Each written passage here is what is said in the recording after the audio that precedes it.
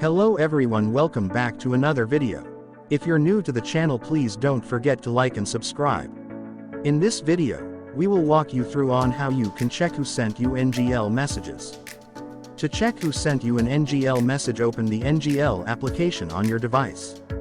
Click on Inbox to check your messages. Select the message which you want to know who sent it.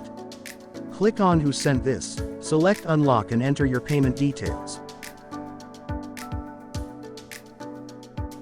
After making the payment, you will be able to know who sent you the message. You can also check who viewed your NGL link by paying a certain amount. You can also know who sent you an NGL message by posting to your Instagram story and asking who sent the message. That is it for today, and thanks for watching. If this was helpful, leave a like and subscribe to the channel.